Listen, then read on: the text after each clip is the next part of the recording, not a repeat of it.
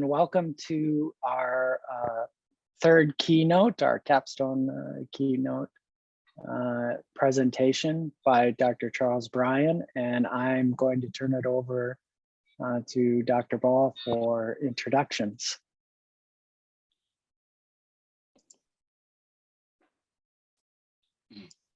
You're on mute, Robert. Good. Okay, sorry. It's an honor and a privilege to have Dr. Bryan with us today. I've known Charlie for decades, and he is indeed the Dean of Infectious Diseases in South Carolina. As you can see from his titles, a Master in the American College of Physicians, a Fellow in the Royal College of Physicians, twice President of the American Osler Society, giving Osler talks internationally in several languages, incredibly published, more books by Charlie alone as solo author, in addition to his medical textbooks, but more books by him than any other infectious disease doctor I've ever known. I count him as a friend, mentor, colleague extraordinaire. Charlie, it's all yours.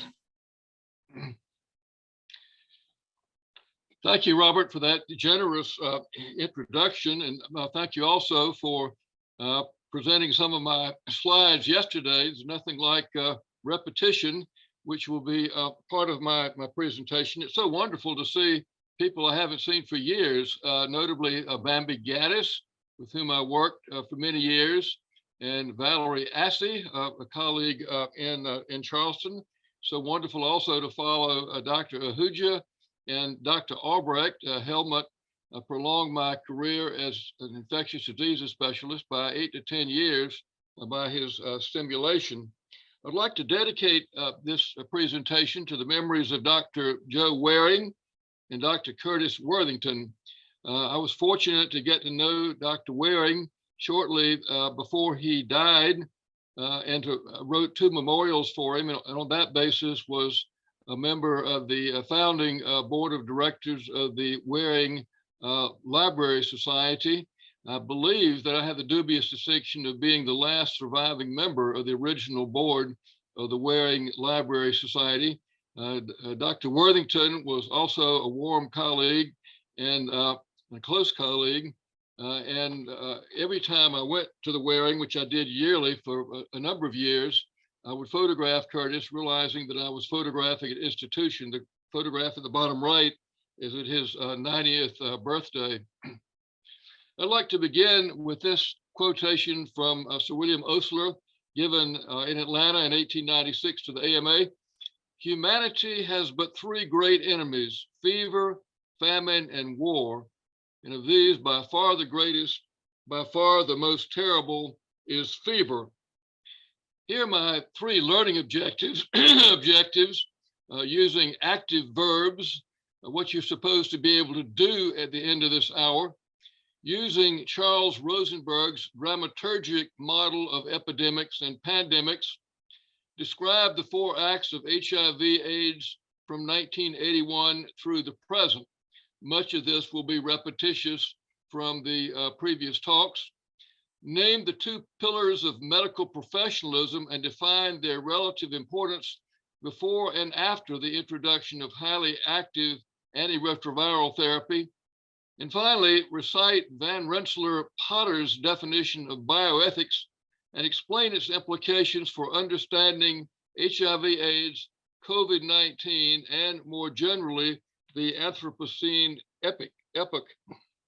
These learning objectives correspond to the 3 epiphanies shown here.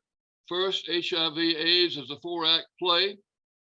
Second, medical professionalism as a tiered construct. And third, HIV/AIDS as a warning sign to Homo sapiens in the context of the Anthropocene epoch, with a call to reconsider the original definition of bioethics proposed by Van Rensselaer-Potter. Epiphany number 1, HIV/AIDS is a 4-act play illustrating Rosenberg's dramaturgic model of epidemics and pandemics, which applies to most epidemics and pandemics, and you will clearly and obviously see parallels with COVID-19. Act 1 is progressive revelation, that is, what's happening. Act 2, management of randomness. Act 3, negotiation of a public response. And Act 4, subsidence and retrospection. Act 1. HIV/AIDS, as we know, came in like Carl Sandburg's fog on little cat feet, or more accurately, on the back pages of the June 5, 1981 edition of MMWR. You've seen these slides before. And later, only a month later, made front page news in MMWR. In the early years of HIV/AIDS were retraced yesterday. We now know that it had existed before it surfaced as a public concern in 1981. So we progressed rapidly to Act 2, the management of randomness. Early on, there were lots of questions about who is to blame. This book was written by an evangelist, but it's notable that HIV/AIDS appeared in the context of various rights movements, starting with the civil rights movement, and then progressing to women's rights, gay rights, and so forth. And there was increasing recognition during these early years that HIV/AIDS was a societal problem, as famously stated by Dr. Ball in his many lectures around the state, that if you're not infected with HIV/AIDS, you're affected with HIV/AIDS. And it was a subject of many front page stories. This and the next slide concern one of my patients who made the front page of the state newspaper. In the early years, there were numerous so-called accidental victims. The woman shown here in the photograph at the bottom received HIV from a blood transfusion when she underwent emergency surgery. Her son, who was a minister, was a blood donor at that time. From 1987 onwards, there was wide concern among healthcare workers regarding blood and body fluid exposures. The son, a minister, later died of HIV/AIDS, is shown here. The patient shown here in the bottom, her name, public information, was Sue Coolin. She was a nurse who had applied to medical school and had been accepted to medical school. She was working in the emergency room, volunteered to draw blood from an AIDS patient who was on hemodialysis, accidentally walked into a needle, became one of the fewer than 30, as I understand it, healthcare workers who died of HIV/AIDS. She was a wonderful person who made it through medical school and through 6 months of internal medicine residency before she died from the disease. I should also mention that HIV/AIDS in this first stage increasingly became a disease of the disadvantaged. Several people yesterday showed the front page, the cover of Kathleen Whitten's book, You're the First One I've Told, talking about the plight particularly of African-American women. And it was shown yesterday in a slide. Most of them had only being heterosexually active as a risk factor, but they're certainly the demographic group in South Carolina for whom I felt the most sympathy, going beyond empathy. Act 3, the negotiation of a public response. Early on, we saw denial, as has characterized most epidemics and pandemics of past years. I won't recite what President Reagan's response, but ultimately it led to the Ryan White clinics. And then the public response was extremely impressive. Living through that era was an enormous pleasure and experience in terms of our development within the infectious diseases community. It was great to see the U.S. Banning discrimination against federal workers, extending disability laws. The Surgeon General's response, the Ryan White legislation, have been discussed previously, and tolerance was discussed in many forums. And we, as infectious diseases specialists, as I'll go over in more detail in a few minutes, we're really at the forefront of all of this. It was a time of great activity on our part. We joined and started task forces. We surprisingly made the front pages of the newspaper. I not as much as Dr. Ball, but here I'm on the front page of the News and Courier and the State. I wrote the grant for the HIV clinic that Dr. Ahuja and Dr. Albrecht have led to greater and greater heights. And it was a pleasure to work in the Ryan White Clinic to take care of patients with HIV/AIDS, even though we had relatively little to offer. As indicated yesterday, it was a time of rapid scientific progress. I won't recite these, but the scientific response was enormous. And I'll return to the theme of the public questioning of science. It was we witnessed heckling at scientific meetings, which was a new and unexpected phenomenon. But we rapidly got to the bottom of what was happening. We traced the origins of HIV/AIDS to simian viruses. It's now thought, at least the last time I looked, that the pandemic possibly began with a single transmission event from a chimpanzee to a human in southeastern Cameroon. And finally, subsidence and retrospection. And this is the major purpose of the wonderful symposium that you're putting on today. And I'll only discuss my small contributions to this enormous literature. First, in approaching the definition of medical professionalism. Second, as a warning to Homo sapiens in the context of the Anthropocene. Third is a call to the original definition of bioethics as a science of survival in which ethical values cannot be separated from biological facts. And finally, as a summons toward humanized science as our best hope as a species for prolonged and continued survival.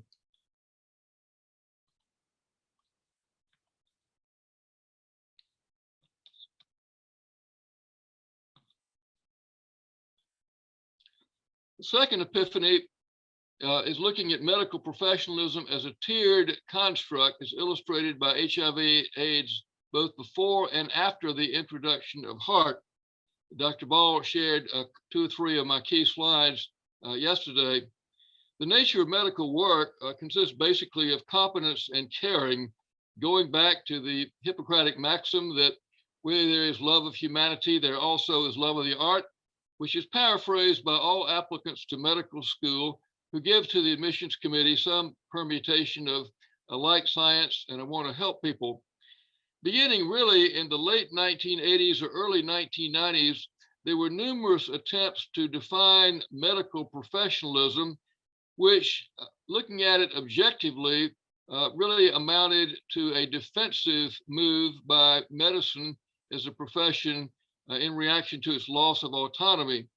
And I looked at professionalism and caring as being tiered constructs as opposed to the normative edicts that were then being issued by the American Board of Internal Medicine and various international bodies according to the nature of medical work.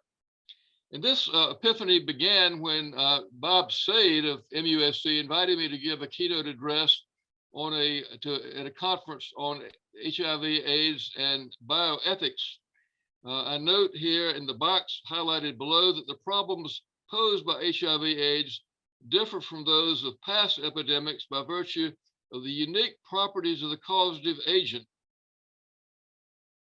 We'll come back to this. Dramatic societal changes of the late 20th century and the transition of a medical practice from a professional ethic to a technology-heavy business ethic. I did a Medline search of articles dealing with AIDS and ethics. Notice, as shown by the solid line, the incidence of AIDS, HIV in the United States, new cases, actually peaked after the mini epidemic of papers dealing with AIDS and epics, using those 2 search terms, peaked. which was in the late 1980s. Everyone wanted to talk about AIDS. There was talk, and more talk. But most of the papers on HIV, AIDS, and ethics between 1987 and 1990 addressed the following themes. The physicians and other healthcare workers have an ethical duty to care for the sick at their own risk. Several papers call for a return to virtue-based medical ethics. And it was of interest to me that most of the pronouncements, such as by the AMA, were not made by people who were on the front line of risk. A number of people, particularly surgeons, dialysis techs, were really exposed to tremendous risk. And it puzzled me and disturbed me that people who were making these pronouncements that this was part of our social contract were not really at risk themselves. Reflections on HIV and medical professionalism emanated from stories from AIDS doctors, our common backgrounds, our common problems. And for me, as well as others who were caught up in it, was a career-defining and life-transforming epidemics. This slide, which shows, among others, Molly Cook, who is Paul Volberding's wife, is second from the left, really captured the stories of most, if not all, infectious diseases specialists who were caught up in the early years of HIV/AIDS. We were young and idealistic. We were in the early cohorts of people who took infectious diseases fellowships and took and passed the infectious diseases boards. I was in the second cohort to take the infectious diseases boards in 1974. We had chosen infectious diseases in part because we wanted to learn about all of medicine. We wanted to take care of patients whose problems were not confined to one or another organ system. We wanted to be intellectually motivated academic physicians, and I use the term academic irrespective of whether you were in an academic setting or in private practice. But on the downside, we did not want to take care of oncology patients with at that time their terrible prognoses. We did not want to be pulmonologists with their lobbies full of pink puffers and blue bloaters. We did not want to be nephrologists with their dialysis clinics filled with people with end-stage kidney disease. We wanted to be the stars. We wanted to get in and get out, to make great diagnoses, and then to talk about them in case conferences or to write papers. And HIV/AIDS changed our lives. The solid line here shows our emotional well-being, or possibly our oxytocin or endorphin levels. Early on, when the first cases appeared in the early 1980s, as Dr. Ball so eloquently discussed yesterday, we were fascinated. My introduction to it came when I invited my friend, the late Dr. Donald Armstrong of New York, to come to Columbia to give a grand rounds. And I knew that this was an incredible problem and an incredible source of fascination when I saw a histologic section of liver stained with an AFB stain that was bright red because of massive replacement of liver tissue by non-tuberculous mycobacteria. And then the cases kept increasing, patients kept coming. We began to despair because we had very little to offer them. Then HIV was isolated, which bumped up transiently our endorphin levels. And then AZT was introduced. And beginning in the late 1980s, really with the introduction of AZT in 1987, we really reached an emotional high. We had a tremendous sense of usefulness, of personal fulfillment. We found ourselves really as a central focus of entire communities. We found ourselves talking to church groups, Rotary clubs, being on television and radio programs. But ultimately, the patients kept coming and coming. the promise of AZT proved to be illusory because of the development of resistance, and we all burned out. Dr. Ball has told you how he went bankrupt in private practice. I was fortunate to become chair of a department of medicine, but it became a very dismal situation to see one patient after another being diagnosed, losing weight until they all looked like prisoners of war, and then dying a terrible death, oftentimes in lying in their own feces and too weak to go to the bathroom. Then in 1995, 1996, HART became available with the introduction of the protease inhibitors, and we developed an enormous sense of competence. And finally, the disease became medicalized, as Dr. Albrecht pointed out, pretty much like any other disease, and even easier to treat than diabetes or other common diseases. But in looking at that, in terms of the nature of medical work, these two twin pillars of caring and competence, early on, we had essentially nothing to offer but ourselves. We found ourselves being true to what we had told the admissions committee years before. We found ourselves making house calls. We found ourselves getting touchy-feely with our patients. We found ourselves spending enormous amounts of unreimbursed time doing counseling. Later on, after the introduction of HART, we found again that it was pretty much like any other disease. Early on, up until the introduction of HART, my main anxiety as a physician, my self-check, was whether I was really offering enough caring to my patients. It's Sunday afternoon, for example. Shall I go out and play 9 holes of golf? Or shall I watch a pro football game on television? Or shall I drive 30 miles to see a dying patient whom I know that I will never see again, who again is dying this miserable death? Later on, the disease became medicalized, and my anxiety became whether I was using the drugs properly and using the correct monitoring. And I would often ask Dr. Ahuja or Pat DeRitis, our infectious disease nurse practitioner in our Ryan White Clinic, to double check my own judgment.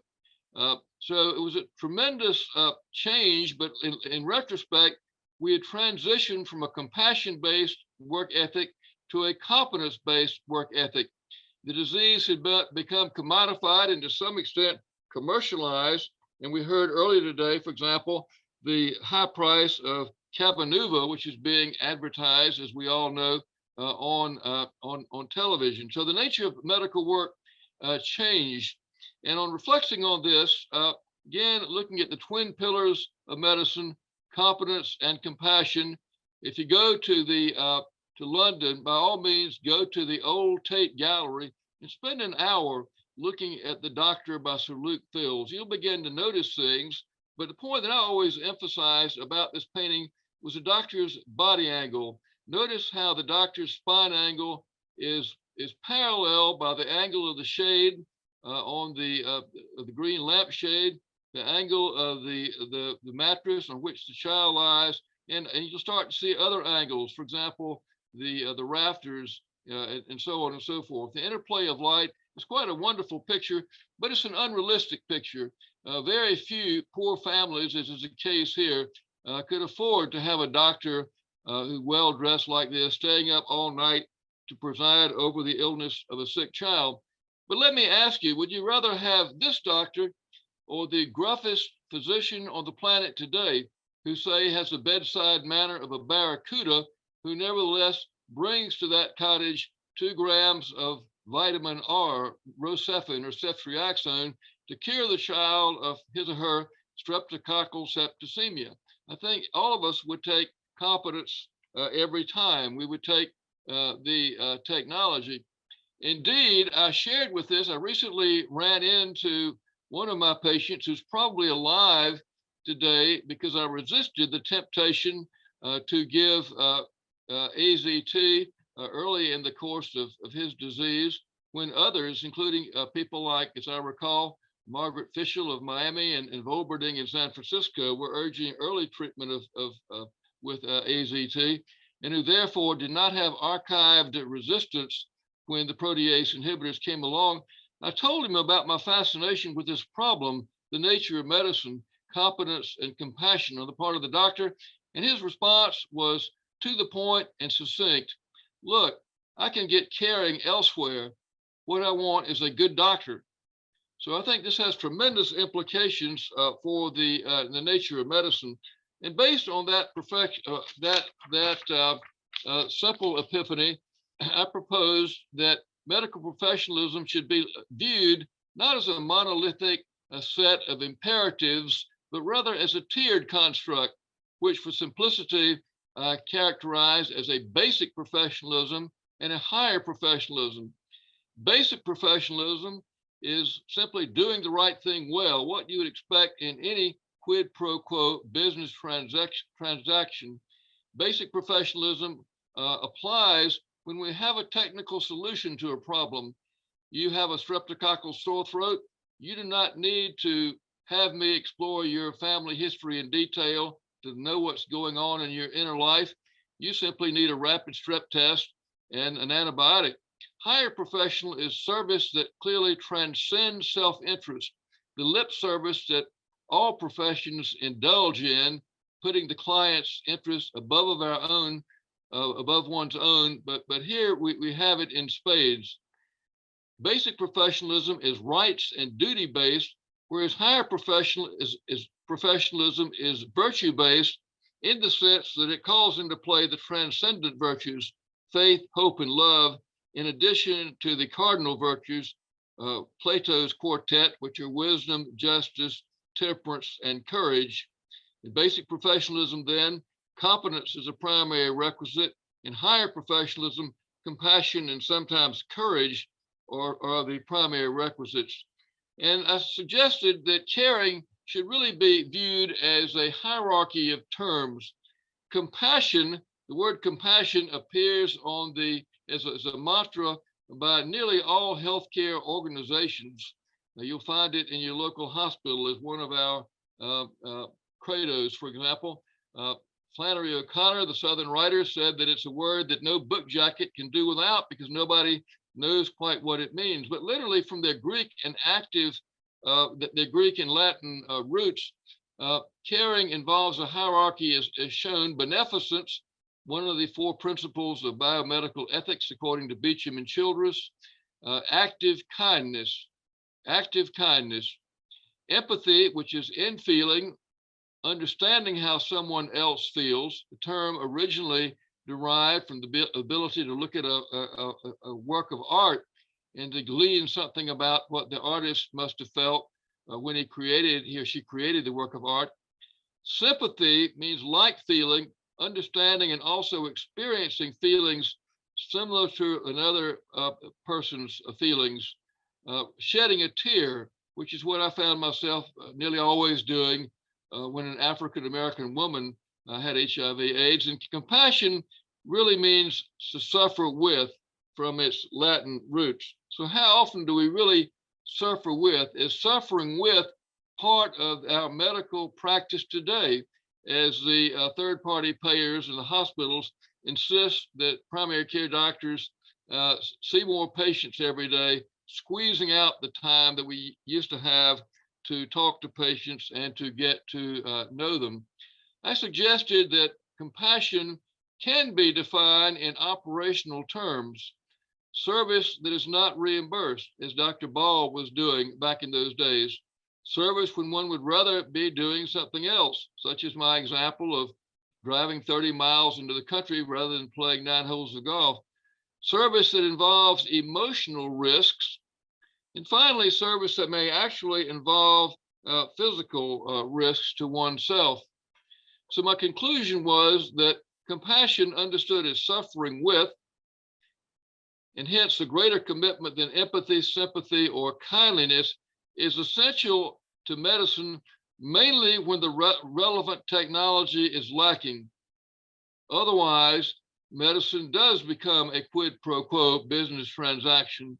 However, compassion remains essential to putting others' best interest ahead of your own. Key to definition to professionalism. And how often is this done? How often do people do this? And Bryan's law of professionalism holds that the extent to which one puts the client's interests at least on a par with one's own varies inversely with the number of degrees of separation between the client and provider. The stock market meltdown in 2008, for example, was, in the words of a writer who wrote a book, The $2 Trillion Meltdown, was caused by by a massive abandonment of professionalism by the people who were converting with arcane financial instruments home mortgages into credit default swaps. The lack of recent dialogue about this subject, the tension between competence and compassion, reflects, in my opinion, the commoditization and medicalization of HIV/AIDS and other diseases. As you can see, this became a frequent subject of my talks. I was privileged to receive the Theodore E. Woodward Award. Ted Woodward was a friend and a great rickettsiologist, chair of medicine at the University of Maryland, by simply presenting this idea. We return to this with COVID-19. I think there's been too little publicity in the newspaper about this. Recall that, again, by my recollection, fewer than 30 healthcare workers who died of HIV/AIDS. In the United States, according to these most recent data that I could find, there have been more than 1,000 healthcare workers. And notice the high toll on nurses. In the hospital where I ended my career now carries the sign that heroes work here. COVID-19 then calls into play higher professionalism writ large. You can also look at basic professionalism. Basic professionalism requires a constant vigilance. After spending more than 2 years doing everything I could to protect myself from getting COVID, I caught it from one of the people shown here at this dinner party in another city where on the last day of my visiting professorship, I was invited, my wife and I were invited to a dinner party, and someone showed up without wearing a mask to take us across town. And I said, why aren't you wearing a mask?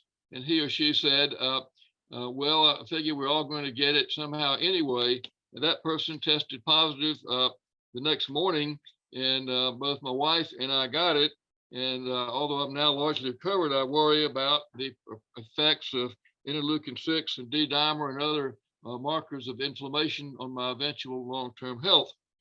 The third epiphany, and the one that may be more controversial, is HIV/AIDS as a warning to Homo sapiens and a possible call to Potter's original definition of bioethics. This theme was developed in some detail by Dr. Harden yesterday. The fact that the science of HIV/AIDS was spectacular in the years following its appearance in 1981. Why did HIV/AIDS appear as a major problem only during the last 20th century? Again, you have a pathogen that is unique, combining for the first time a long asymptomatic incubation period with near uniform mortality. What if it had struck before, say, the discovery of reverse transcriptase in 1969, which opened up the field of retrovirology? And I suggested that this was a sign that as a species, we may be in big trouble. Someone alluded yesterday to the first major editorial about HIV/AIDS by David Durack, then of Duke, in 1981, in which he asked the question, why now and not before? Why did this occur only now? Lewis Thomas, the great essayist in New York, wrote, I've never seen anything to touch the progress with AIDS. And again, how such rapid progress was possible, the discoveries of reverse transcriptase in 1969, the isolation of the first human retrovirus in 1979. So what if it had struck at any time before the late 20th century? What would it have done to our species? Granted that possibly other things equally bad might have struck at various points in prehistory. So I took this problem to a math professor at the University of South Carolina, specializing in probability theory. And it turns out that if you assume that the odds of HIV appearing throughout the evolution of Homo sapiens was uniform throughout our history, then the odds varies according to a couple of scenarios based on the value of a constant labeled C. But by either of these scenarios, the odds were about 500,000 or greater than 1. So I spent actually a lot of time for very few scientific rewards, essentially none. The only scientific reward being this paper in the Southern Medical Journal. And as Dr. Albrecht said, I seldom read my slides, but I will read this one, the abstract. Retroviruses emerged before Homo sapiens in the course of vertebrate evolution. The first human retrovirus was isolated in 1979. HIV assumed epidemic importance in 1981. That such a novel threat to the survival of our species struck only when we had in place for the first time the science necessary to fight back seems remarkably coincidental. Cause and effect explanations include: 1, human activities unique to the late 20th century, or 2, and I actually presented this to the Conference on Christian and Jewish Relations in Charleston, a merciful, slow to anger God willing to hold back until the right time, or kairos. By either possibility, AIDS might signify our failure to manage properly the world's ecosystems, the limitations of scientific progress, and or deficiencies in our collective worldview. To put it simply, HIV, AIDS, and now COVID-19, as we'll see later, should be seen as a wake-up call. And here's a direct quote from that paper. HIV-1, and obviously a scientific explanation is more palatable than one calling upon theodicy or divine judgment. HIV-1 may have struck only now because of human activities unique to the late 20th century. AIDS then would join other lines of evidence such as nuclear contamination, acid rain, deforestation, global warming, extinction of numerous animal and plant species, and destruction of the ozone layer, that we are rapidly destroying the Earth's fragile ecosystems. 2 decades ago, Rene Dubos wrote, "Man will ultimately destroy himself if he thoughtlessly eliminates the organisms that constitute the essential links in the complex and delicate web of life of which he is a part." In other words, could AIDS be self-inflicted? Now, for this paper, my only rewards were I only received 2 letters for writing this paper. One was from a physician in Georgetown who, going through my papers the other day, I found the letter that he wrote. It said, "Thank you, Charlie, for this great and thought-provoking paper." That doctor, his name was Gerald Harmon, is now president of the AMA. And the moral of this story, I think, is to say thank you. And I've tried to make a practice, but I find it vanishingly rare. When a colleague writes a paper, send him a note or a postcard. Oh, now it's so easy by email. This is a practice that William Osler cultivated. He would send about 40 postcards out a day saying, "Great paper, Dr. Ball. Send me a reprint." And if you fail to send one of your next paper, he would gently chastise you. Say thank you, appreciate what others are doing, and say thank you.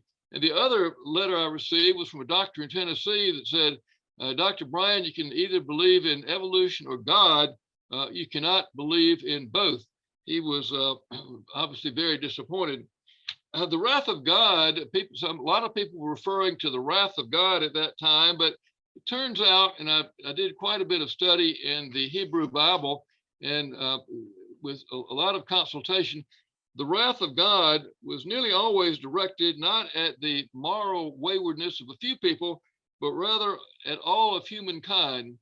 And it had an instructive purpose, but interestingly, God gave humankind a way out.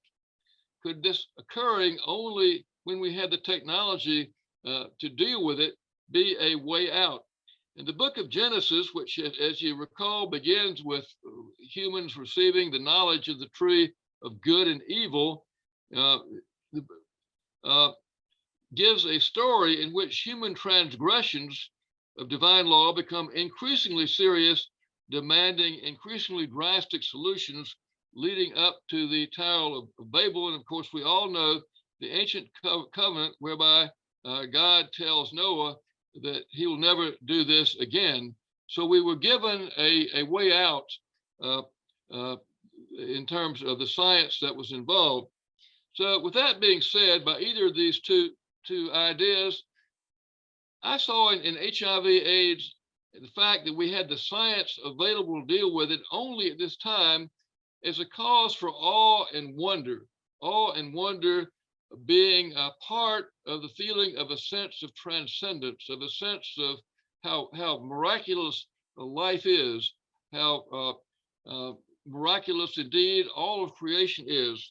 So that said, welcome to the fabulous Anthropocene era, defined as the first time in which we seem to be heading perhaps to the sixth mass extinction, in which the human influence on our planet, our fragile planet, surpasses every other influence. Here's the really big picture. If you look at the age of the universe is greater than 13.8 billion years, and the age of Homo sapiens is of our Earth is being, say, 4.5 to 5 billion years. If we start out as our own goal line, and most of you have probably seen this metaphor before, with the history of Earth viewed as a football field, humans' history would be the opponent's 5-inch line, Homo sapiens the 4/100ths of an inch line, recorded history the 4/1000ths of an inch line, and the time in which we split the atom and understood the genetic code, or you could paraphrase about the time just before we had the science to discover reverse transcriptase, as did two groups in 1969, led by Tiemann in Baltimore, respectively, is a 4/100,000ths of an inch line. Wow! So that this pathogen comes up only now. The anthropogenic planet, here you see in white the air networks, blue the shipping lanes, green the global roads, and red the urban areas. It is frightening now when you look at this to think of the United States and Western Europe pitted against this fairly new promise between Putin and Xi to form an alliance here, which is certainly reminiscent of George Orwell's 1984. And I saw an item yesterday in the news that Soros is suggesting that we could indeed fairly soon see our civilization wiped out by the effects of the war in Ukraine with Putin's decision to use nuclear weapons. Osler wrote in 1905, we are still in the childhood of civilization. So again, you are here. We are at this cusp in which we have both the science to deal with HIV/AIDS and other new problems, but also we're seeing things that we never thought we would see before. So I'll go back to the definition of bioethics, and it turns out in the year 1970, two definitions were proffered. The first published definition of bioethics was given by Van Potter in a paper that was published in Perspectives in Biology and Medicine. He was a chemist at the University of Wisconsin. He defined bioethics as a science of human survival that assumes that ethical values cannot be separated from biological facts. The more familiar definition was given by Sergeant Shriver, who, while sitting in his living room during a meeting of the Kennedy family members who were looking to endow an institute to deal with moral dilemmas, coined the term bioethics to refer to the application of moral philosophy to concrete medical dilemmas. It's Shriver's definition that we know today as bioethics. Few people cite Potter's definition, but epidemics and pandemics, and more broadly the Anthropocene epoch, at least for me, raise the issue that Potter's definition should be given more importance. I had a paper published 2 years ago on COVID-19. What would Osler say, reflecting on COVID-19? And again, looking at this in the context of the preceding HIV/AIDS epidemic as we saw it in the 1980s. One thing that really strikes me, and again gives me a sense of awe and wonder, how this novel agent, an agent that is transmitted like the common cold virus, it is in fact a common cold virus, and yet has the ability to cause substantial morbidity and mortality, and also prolonged disability, how the Chinese scientists were able, within about 6 weeks of the recognition of this new disease, isolate the virus and also sequence the genome and publish the genome for the entire world. I mean, wow. And yet we take this for granted, and we have people questioning science. We also see behaviorally repetitions from previous epidemics and pandemics.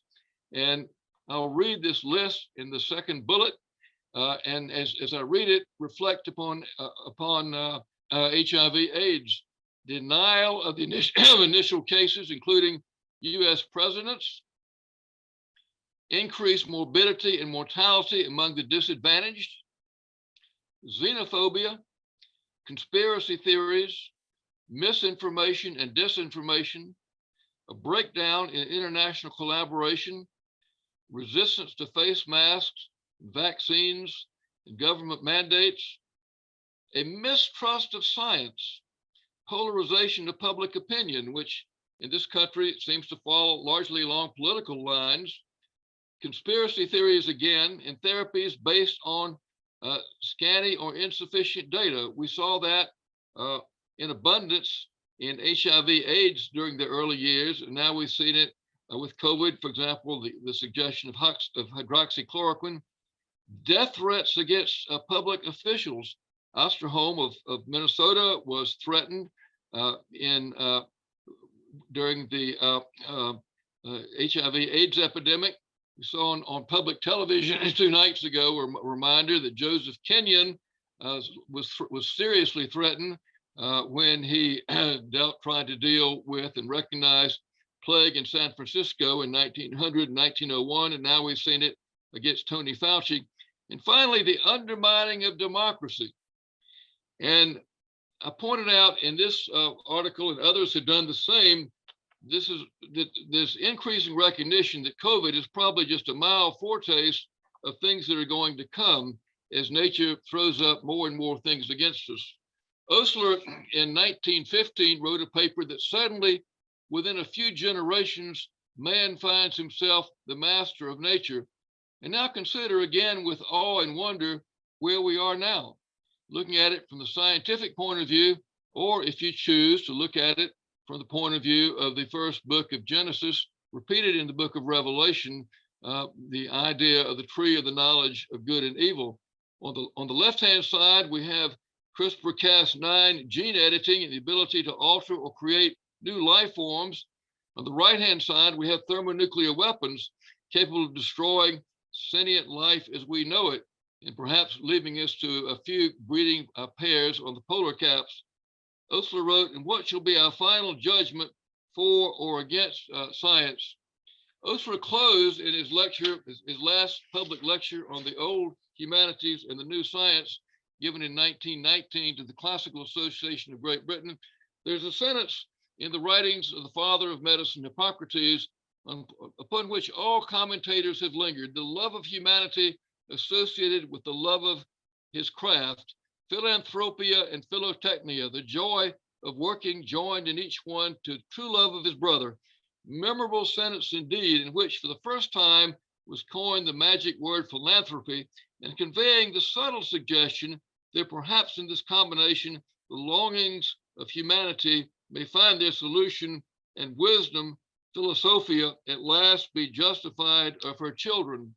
Notice how this corresponds, this idea of philanthropia, philotechnia, and wisdom, to Steven Pinker's premise in Enlightenment Now about humanism, science, and reason.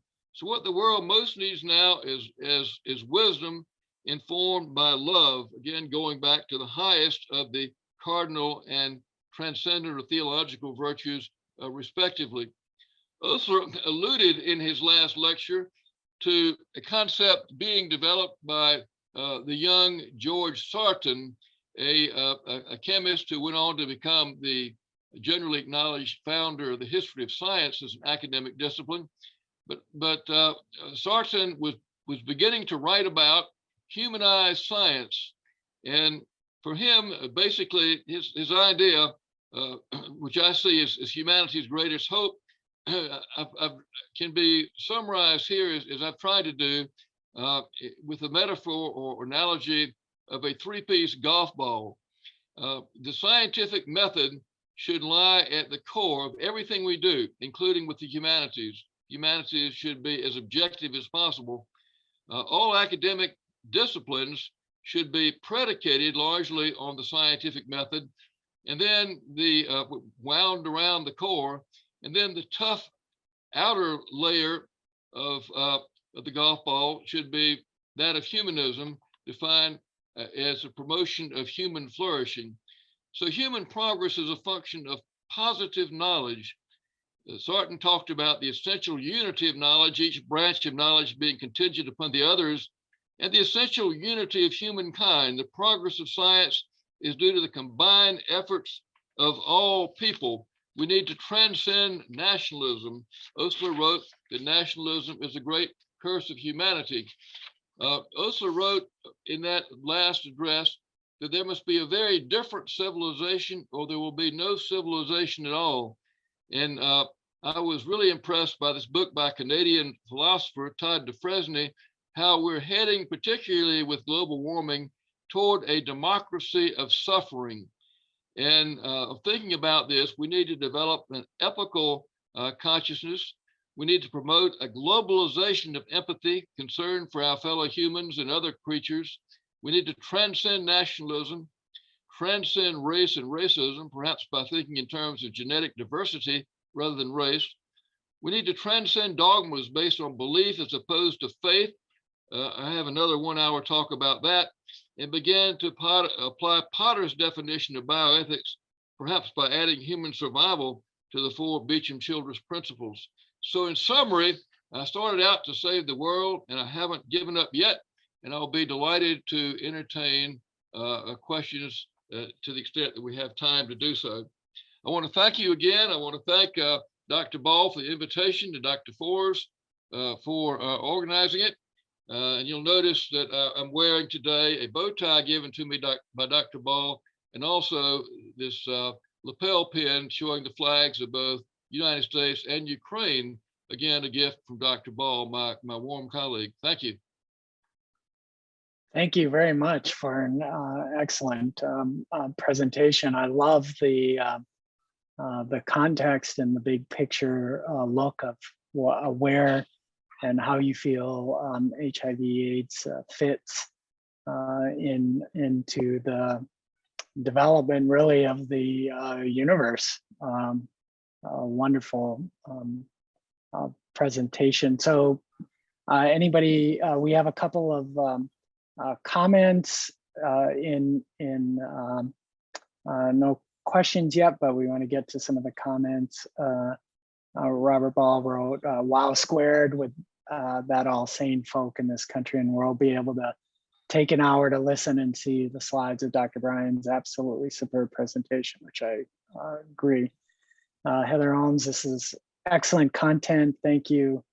And a truly exciting presentation. Thank you, Lisa Kerr. So, and also, I think there was an earlier comment from Dr. Gaddis, one of my greatest heroes in HIV medical care. Thank you, Dr. Bryan, for your bold courage and leadership in South Carolina. Bambi, that is really special coming from you. And I just recall so fondly the days of working with you with our group. And Victorian Harden comment, "Thanks so much, Dr. Bryan. I only wish we could have had dinners or seminars or other gatherings to discuss in detail some of the points you raised. for what it's worth, we think alike, Dr. Arden emphasizes, which I agree. A couple of questions came to mind for me. One was on your competence and compassion discussion. And I know schools that are training future health professionals talk about both of these in the educational process. Do you have a sense of one getting more attention over another, or is there a pretty good balance of that in creating future healthcare professionals?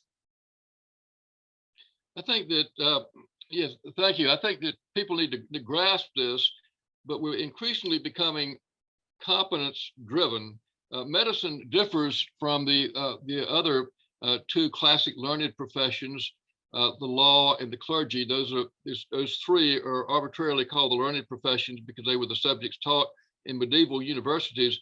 But when you think about it, in law, in religion, and in medicine, those who claim expertise offer to their fellow human beings judgment in matters of uncertainty. We'll always need clergy because at the risk of offending someone out there, none of us know exactly what happened to us when we die. We'll always need lawyers because when you have a conflict, nobody knows the outcome. But medicine, being wedded as it is to science and technology, increasingly marks towards certainty. So the danger is losing this idea of love of humankind. And I've come to think that love is not really a very good word, that the better word, the observable phenomenon, is active kindness. Active kindness. And that's what I try to practice and model increasingly, to be kind in all of your transactions. One of Osler's mottos, according to a student, was do the kind thing and do it first. Do the kind thing and do it first, whether you're in medicine or something else. So be positive. And the problem with medicine today, as I see it, and I just really feel so much for physicians in primary care, particularly, is being squeezed into a little compartment where you don't have enough time to really get to the root of the patient's problems, which is why, to get back to your question, one of the top medical students, and I was the AOA counselor at the University of South Carolina for a number of years, speak about the road to peace, road being an acronym for radiology, ophthalmology, anesthesiology, and dermatology. Specialties where you can offer in a time concentrated way technical expertise without really getting to the root of what is bothering people. I tried for years when I had the time, and it wasn't an emergency situation, to ask every patient, say, look, I'm here to see you for this, but let me find out about you first. Let's start with where you were born. And it just kind of goes from there. I